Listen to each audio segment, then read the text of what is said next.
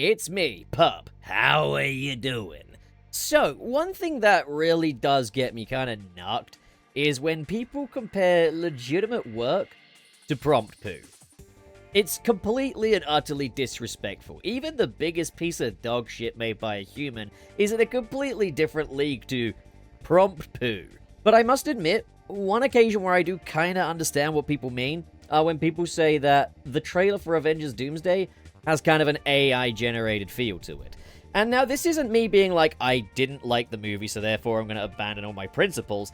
Not really, no. In this case, it's because those AI-generated trailers for Avengers Doomsday were not made by filmmakers. What you can usually expect from these AI prompt poo trailers is just the characters standing around like they're waiting for a bus. The priorities are more who's in the movie rather than what the movie's about or what the action is going to consist of. Because again, no filmmaker worth their salt is using generative AI to create prompt poo. There are filmmakers, and then there are prompt pussies. The two very rarely, if ever, overlap. Now, I had kind of assumed that we'd at least get more of an impression of, like, the themes of Avengers Doomsday from its official trailer. I'd assume that that would be the thing that would differentiate it, as well as things like better overall composition, because again, the prompt-pushing pussies behind the prompt poo do not know how to make a film, they don't know how to compose a shot, they don't know blocking or framing or anything like that. These are things that I would assume an actual filmmaker would be able to do. The trailer for Avengers Doomsday, however, seems to be kind of guilty of a lot of this. There is very little actual craftsmanship in the shots in this trailer. I've spoken quite negatively about the visuals of this trailer on social media, but I don't think I've ever really made it clear what my problem is. So the first thing I want to bring up is a common phenomenon, particularly in Disney projects these days: common center framing. Common center framing is a technique in cinematography. It means having the subject generally in the center of the frame. This can be done to make the subject appear smaller or more like in focus, make them appear more in the environment. It can also be used to kind of isolate the subject. There is a good use for shots like this in a dramatic capacity. Today, it is no longer common, though, for studios to completely mandate this framing technique. Why? Because it makes clips easier to edit into social media reels. These can be more easily edited into portrait. We know that Disney are guilty of this too, as if you've seen the trailer for Hexed, it uses this framing technique. As well as that, there is the Acolyte. I remember my friend really wanted to kind of convince me that the Acolyte actually had some decent action, and he was showing me, like, what is the best action sequence of the season, allegedly. But I was just like, why does it fucking look like this? Like, why is everything in the middle of the screen? Does the camera operator have social anxiety? I think Marvel did an okay job at steering clear of this technique for a while, but alas, it looks like it has found its way into the well and poisoned it. As Avengers Doomsday's first trailer feels like it was made to be cut down into reels. Almost every single shot in this trailer looks like it could be sliced into vertical portions. When a marketing gimmick makes its way into the actual production craft of the film, that is where I absolutely draw the line. This technique is enough to ruin a movie for me. So it was kind of crushing to see that Avengers Doomsday, a film I really didn't have very high expectations for anyway, is appearing to use this technique. Now, of course, there is such a thing as a bad trailer. I have heard it from others that the Hall H preview was a lot better and featured a lot more diversity of shots. It is possible that they have used the shots for this trailer that can best be cut into Instagram Reels, but it's just not very promising. The problem is not the existence of mid-shots and shots like this. The problem is the complete absence of anything closer up or intimate here. So to make my point, and truly just illustrate it to the best of my ability, I'm going to flash every shot from the Avengers Doomsday trailer up on screen. These are, of course, freeze frames to protect me from the copyright demons. I don't know who benefits from copyright claiming content. This surely works as a form of promo in itself, but okay. Okay, so this shot here is one that's actually in movement in the trailer. But, you know, it's just a shot of Xavier's school for gifted youngsters. There's nothing really to talk about here. In fact, I would say that every shot up until the Marvel Studios logo is actually okay. Like, I will give credit where it's due. The shots up until the Marvel Studios logo are fine. We have got Charles Xavier looking into what appears to be the singularity, and that might give credence to some rumors that what he's witnessing here is the end of Tobey Maguire and his universe. And given what I'm about to say about the cinematography of this trailer, I'm actually really hoping that Tobey Maguire's Spider-Man won't be in this movie. That character, to me, is worth nothing without Sam Raimi directing him. I was happy to see him in Spider-Man No Way Home, but it was more just kind of a fun gimmick. Like, No Way Home had plenty to enjoy as it is, and it would have felt incomplete without him. But you didn't need to really bring him back, especially not without Sam Raimi. But yeah, this shot here is fine. You can see, you know, the subject and what he's looking at. It could maybe be a bit more dramatic if the camera felt a bit closer to Professor X. Like, if maybe it was a little more behind his head and he had a bit more focus here. Because he doesn't fully fill up this left third of the screen real estate. So it makes it feel like he doesn't have as much significance as maybe he should. And, you know, this whole thing could be a bit brighter as well. Like, you know, we could make more of the contrast here. You've got lots of shadows here, lots of light here, but it's not really felt. Like, if we go into just edit mode here and just simply up the contrast, I think that's going to already do it some good. Like, yeah, that's already a lot more dramatic, I'd say. And then you could, like, then bump up the saturation a little bit, too. And now it looks like a big cosmic event horizon, right? Like, I personally would say that works a little bit better, you know? But, okay, that's just me doing an amateur change to it in the fucking inbuilt Microsoft photo editor program. We then have this one here, and whatever's casting the shadow here allowing us to see Patrick Stewart, yeah, that works. That's fine. Fine shot. This shot here, I can't help but feel that, once again, the low contrast problem is a thing. But this shot could also be zoomed in. Like, maybe to about there. I think that would actually be a decent little zoom for that shot. Because we've got lots and lots of empty space. And again, I think that empty space is done to make it easier to edit phone reels, but it's just like, this is a movie, it's not an Instagram reel. I think somewhere around here so that you can see where this chair or whatever it is I'm looking at here touches the ground next to where Professor X is. That works a bit better. And then we got this shot here of Doom, which I, to be honest, can't really complain much about. Like, this is not a framed for mobile shot at all. Like, you're not going to get a good shot if you try and crop this into a mobile phone aspect ratio. Once again, though, it would definitely benefit from, like, a higher contrast and saturation. Like, there's not much that even needs to be done here. I just think up the contrast to about there. Pull the shadows down a bit. Highlights up a little bit. And then the saturation up. And then, boom, you've immediately just got what is, in my opinion, a more dynamic, more dramatic-looking shot. Also, is that a pirate ship out in the background there? Strange. Now we're post the Marvel Studios logo. And we have this establishing shot of the new Avengers Tower. And I gotta say, I still stand by, I like that new Avengers logo better than the old one. It's got character, you know? But as it is, I'm not sure why it's been done at this angle. Again, we've got very sort of a narrow kind of angled lens. I want to assume that this is like 100mm or something, and it's been taken out on a helicopter. It's probably CGI, to be honest. But, like, I mean, we know what the Avengers Tower is. The thing is, previous shots have made a point of the Avengers Tower looking huge, but because of the angle of this, it doesn't look as tall. Like, it looks like it could easily be the same height as the Chrysler Building. And we know that that's not the case. The Avengers Building has been huge. So it's just baffling as to why they kind of shot it like this, as opposed to making it look bigger and more imposing. And then we come to... This is where the problems begin. So, this shot here, it's, you know, you got the Fantastic Four and you got Thor on the back there. You got the Fantastic Thor, or Fantastic Five, or whatever. And they're walking through this tube, and this could be quite immersive, this tube. We could probably see more of the tube if we took it on, like, I want to say like a 20mm lens or something along those lines. But this looks to be a 70mm lens, and it's been shot from a distance. So this immediately closes up the space of the shot. I like the egg chair in the background here. Like, that's kind of fun. Egg chairs are cool. What you end up with is a lot of blank space here, and it makes this tube part look smaller. Maybe that's the intent? But it also just makes everything here look very flat as well. It's a very shallow shot. There's not a sense of scale to it, or anything like that.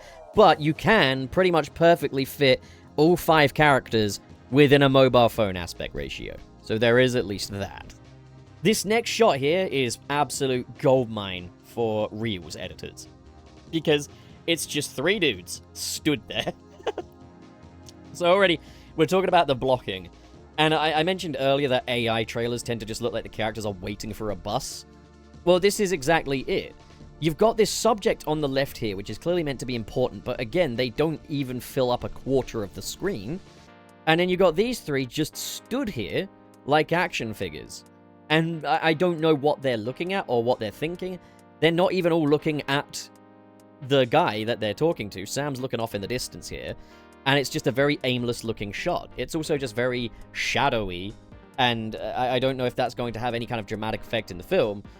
But again, it's just a very bland shot that can easily be cut into 3 different shots for Instagram reels. So it's lame, in my opinion. This is the shit stopper. This is the one where I was like, okay, something is very much wrong here. Because, okay, it's a crowd scene. Now, blocking is when you consider what the characters are doing before we join them in the scene. What are they up to? A good film with good blocking will have them doing stuff. They'll be moving around the scene. Maybe they'll have some chairs or something. Here, the Fantastic Four are standing like they've just given a very awkward PowerPoint presentation. Ben Grimm is stood like he's about to get his picture taken. Ant-Man and Captain America are stood side on looking at the person who's talking to them, who doesn't even take up a quarter of the frame, mind you. And it looks like everyone just got here, yet they're all stood on meticulous markers. Like, everyone is so unnaturally positioned here. But again, if Thor is talking to the crowd, why are Ant-Man and Cap not facing him? This is just stunted. This is just bad blocking, and that is, like, a hallmark of just a bad quality film. But what makes it even funnier is for as meticulously laid out as everyone is, to the point where it looks like a cam recording of a fucking Marvel escape room or a stage play, Bucky Barnes still manages to be obscured by Ghost. How does that even happen? This is really just amateur looking, in my opinion. The shots, all from this one here, all look to be 70mm lens shot. Now, you want to kind of change lenses for different shots, different purposes, you know? If you want to kind of showcase, like, the action and stuff in kind of a fairly locked-in way, but it also just showcases it very clearly, a 70mm lens is great for something like that. I personally would have gone for a 21mm for this tube part here. This here, I don't know why the shot is just like this in the first place.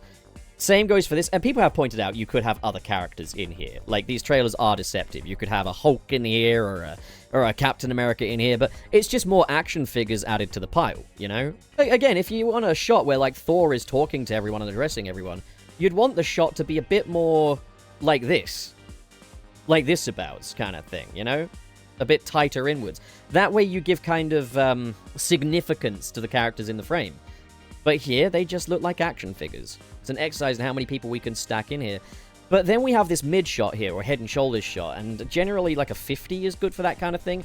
But once again, it looks like it's been shot on a 70mm with a super high aperture, which means that the background has a very kind of shallow depth of field, and the background is kind of non-existent.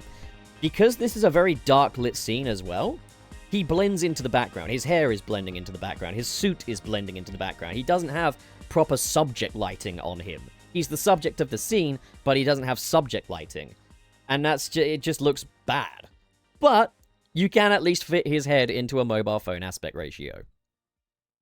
So here we got this shot here of Namor, the Submariner. And this is an okay shot. The camera kind of pans around, but again, it looks like we're really far away from the subject, but at a 70mm zoom.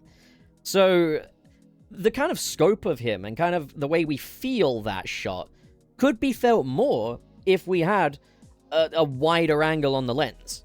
If we had something more akin to a 21 or even lower than that, like this whole thing could have a bit more depth to it. But again, it's so flat to look at. But you can fit him in a mobile phone aspect ratio. So we got this shot of Shuri here, and I don't actually have a great deal of problems with this. Could it benefit from better contrast? Yes. Could it benefit from better lighting? Yes. Could it benefit from maybe a slightly wider angle? Maybe.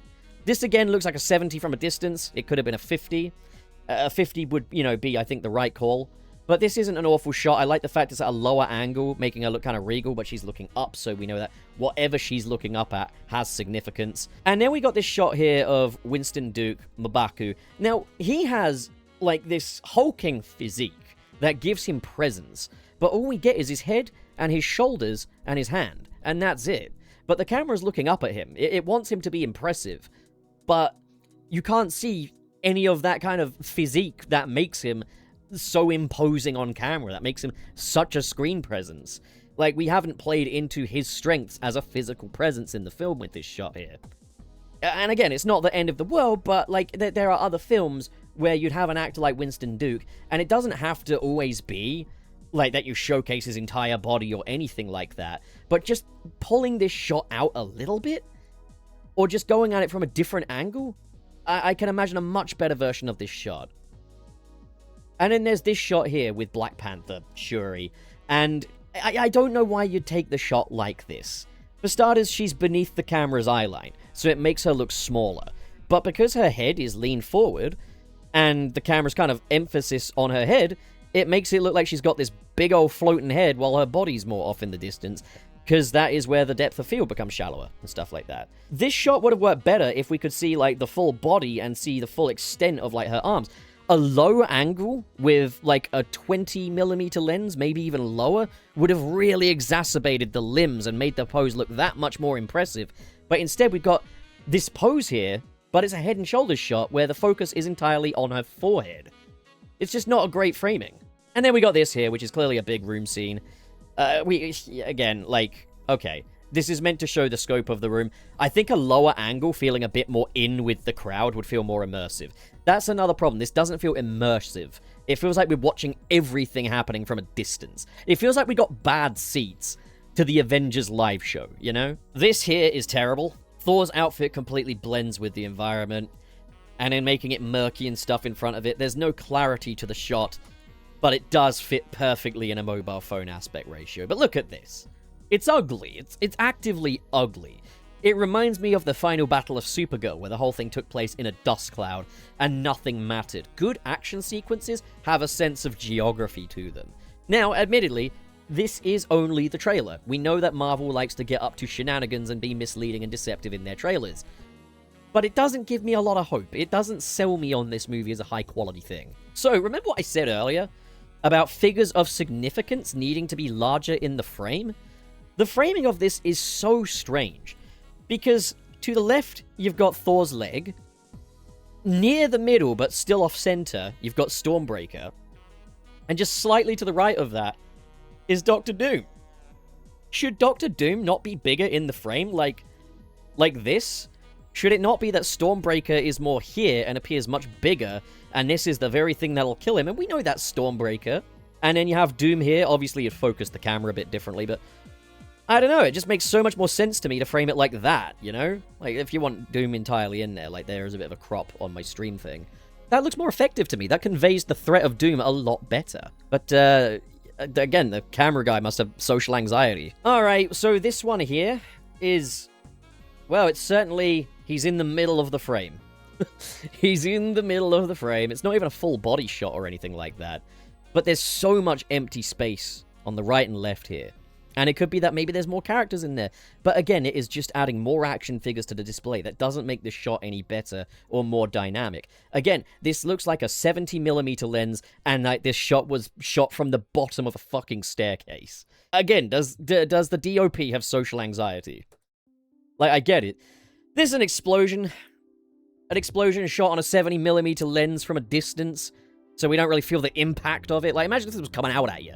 If it felt more immersive. But everything is so fucking flat. Well, you managed to get Shang-Chi and Gambit at the center of it. These shots are obviously very much in motion, so it's not fair to judge them off of just a singular bit, but they certainly managed to stay in the center for the entire time.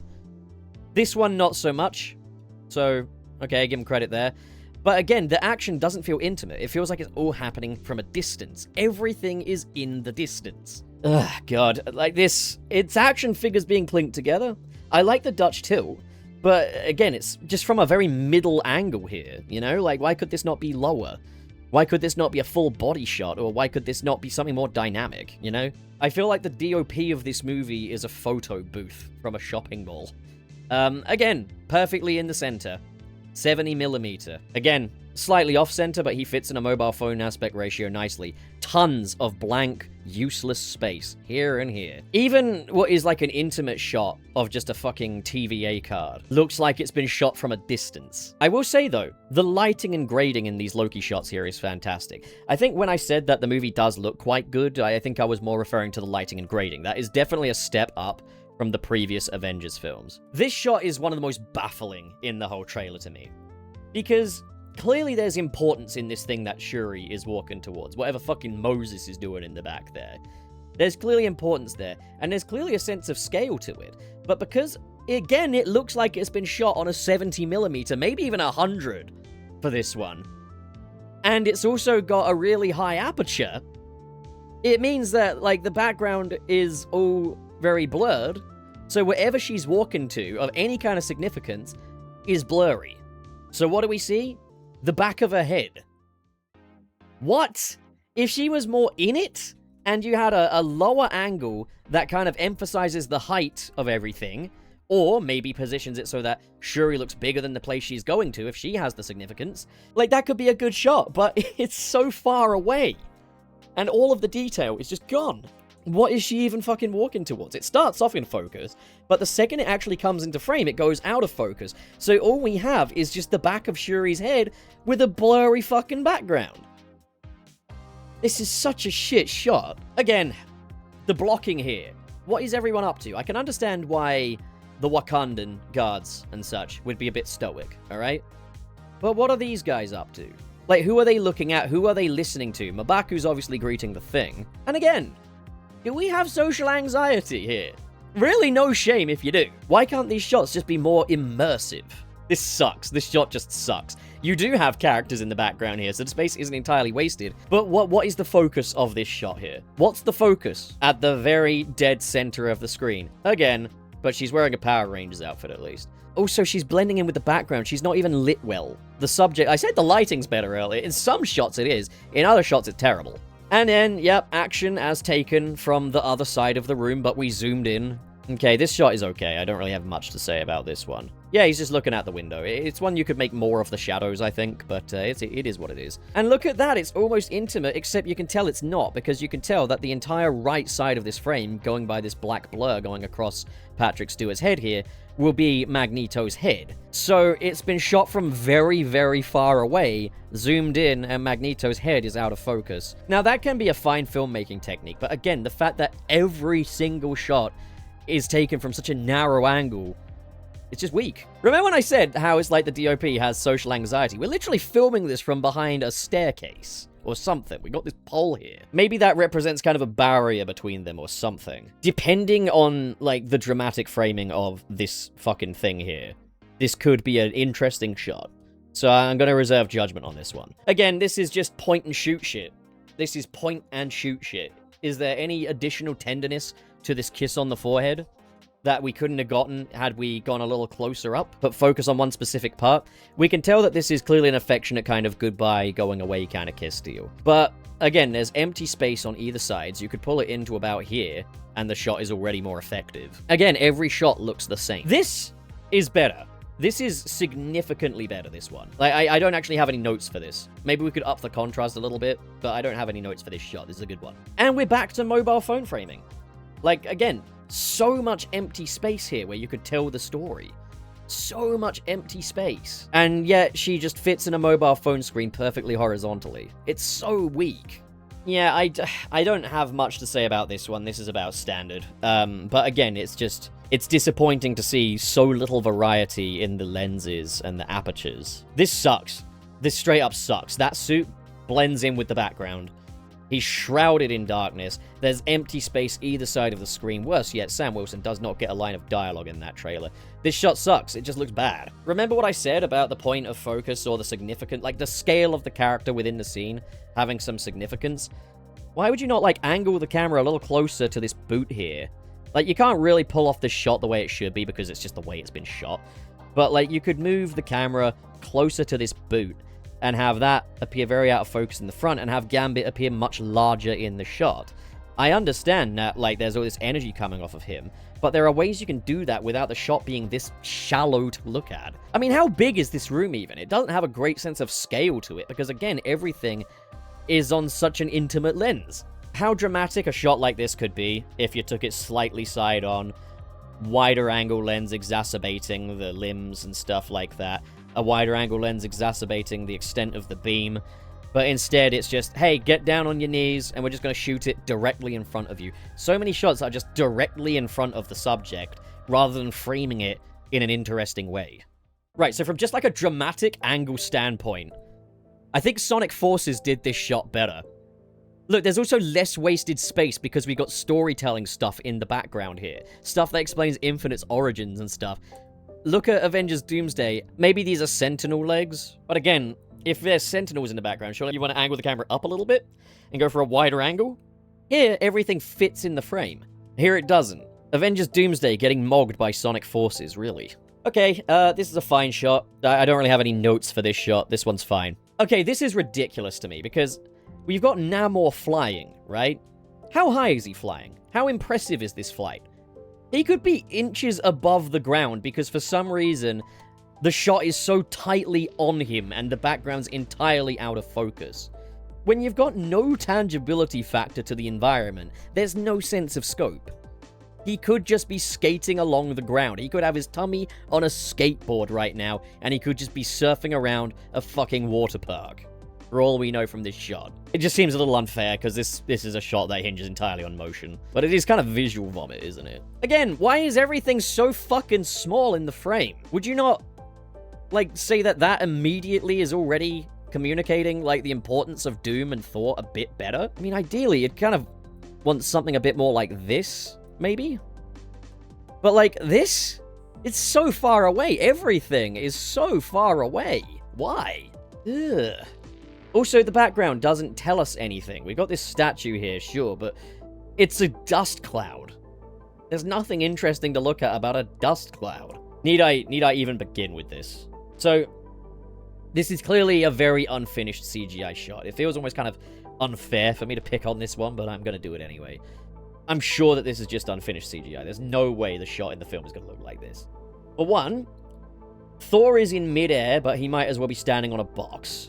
He's very stiff in the sky. You can see this is a CGI digidouble, so I'm sure the posing there will be a bit more natural.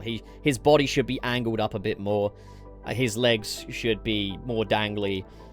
But then there's Doctor Doom. And his stance here, right? I understand the whole point of this shot here is that Doctor Doom is going to catch the blade and it's going to be a badass moment. Like, it didn't even matter to him. None of it mattered. But the way he stood looks kind of helpless. He's kind of stood like, Dad, can you bring me my sody pop? You know? Daddy, where's my juice box? Is what Doom is thinking. Like, he doesn't look confident. He doesn't look imposing. Even if he had just his arms folded or something, or if he was straightening his gloves. Anything. But he just stood there like an action figure. Terrible. And then, yeah, Thor manages to be nice and central to the frame. I don't know what I think of this shot of Doctor Doom here. I think for its purpose, this is probably fine. You could probably do things like upping the contrast. I don't know, maybe having it so that, like, if it was, like, front onto his face and you saw, like, his fingers in front of his face and then Stormbreaker hitting it kind of from the side, maybe? Maybe that could be more dramatic and maybe make Doctor Doom scarier in the process. But I get what they're trying to do with this shot here. This kind of works for what it is. This looks terrible. Just from, like, a colors and grading standpoint, this is just a fucking eyesore. This is fine. We've got emphasis on Robert Downey Jr.'s eyes, and as well as that, this shot you can't really crop to mobile phone. So this one's not too bad. This looks really bad. Again, just the lighting, lightning, everything, all the effects here just clash. The costume doesn't go well with the background. None of this works. And then that's bright. Oh yeah, the sun's back. So it's like Thor holding Mjolnir. And then he goes up to Captain America. Thor, perfectly in frame for a mobile phone reel. Once again, perfectly in frame for a mobile phone reel. Two of them perfectly in frame for mobile phone reels. Look at all this fucking space here. And then outside, there's literally space. You see that? But, like, dude, there's so much empty space. It's so flat to look at. Again, 70 mil. Fits in a phone. 70 mil. Fits in a phone. And, of course, they had to reprise what was one of the biggest hype moments of the previous movie. Because, you know, bringing back Steve wasn't cheap enough. We gotta also just immediately out the gate remind people, remember Avengers Endgame? Remember that? So that's why I don't really have much faith in this movie, man. Just from that trailer, we haven't seen anything to give me the belief that the filmmaking is going to be of any kind of high quality. Again, it's why I don't want Tobey Maguire's Spider-Man in this movie. I associate him with the source of a Sam Raimi film, and this film looks to be really fucking sourceless. Dry as a bone. But as I say, there is such a thing as a bad trailer. So if Disney likes to use this mobile framing as a marketing tool, there's every chance that they could have just looked for the most mid shots they possibly had and shoved them in this trailer. There's lots to say, like, that maybe not everything is going to be as it seems here, but as far as just the cinematography of that trailer goes, really, really bad. Really, really disappointing. And fucking shameful, in my opinion. If you are able to overlook that kind of framing philosophy, if you are kind of able to just appreciate the film just for its story or whatever, all power to you, but don't go telling me I'm wrong for caring about this shit, because, like, this stuff is important to me. We've seen the requirement of quality, the barrier for entry for these Disney movies, drop lower and lower. I mean, have you seen live-action Moana clips? They're fucking embarrassing. But it just kind of breaks my heart to see even cinematography become a marketing tool. And not in like a, holy fuck, that looks epic kind of way, but in more kind of like a, every shot has to be perfect for Instagram reels. It just sucks. Common center focus framing can work. Filmmakers like Wes Anderson have made it work to dramatic effect for decades. But in this case, all it serves is to just make these look like action figures. In a movie that already just sounds like action figures being clinked together the movie. I don't rule out that maybe we'll see a trailer someday soon that showcases the themes a little better, that maybe has more better shots in there, but right now I am just not confident in the priorities of this movie. From everything we understand about it, it's a rush job. It's something they cobbled together because they couldn't make the Kang Dynasty work. Even though they could have just recast Jonathan Majors if they really had to. Everything about this looks rushed. Everything about this sounds like desperation. I've had people tell me, oh, if it was bad, they wouldn't get Robert Downey Jr. and the Russo brothers involved. Personally, I think they're their insurance. I think that's a sign it's going to be bad. The fact that they didn't take a chance on new blood and instead played it as safe as possible. I just really object to everything this movie is shaping up to be. It feels like the consequence of the modern blockbuster, like the hangover post-Marvel. We've had so much fun with these Marvel movies, but we've seen the writing on the wall for a bit, and it feels like what we're seeing here is the fucking wall. Poster's pretty cool, though. Like, that's a pretty good poster. Right, thanks for watching. Patron read time. We've got KB, Twilord, Biotin, Sirius the Skeptic, and Mr. SP. K.O. Bennett, Convo, huh? Where's the gens rank? Someday, I need big money before I can commit to such a project. Dare Denny, Sad Goku, Ghostly Phantom, Xanderwolf, Neo Metal Pup, Council of Geeks, SSS06, Carl X, RT0, Marv Animation, Grant Allen, Josh Strider, Ben Raven, Basic Content, Gideon Wells, Pressplayer Jason, Joseph Tribble, and Cho Henshin. Thank you folks so much for your generosity. Really appreciate it. And as for the rest of you, my channel is indeed the buffet. Every video is food. Go get yourself a plate and make yourself fat. Good night, everybody.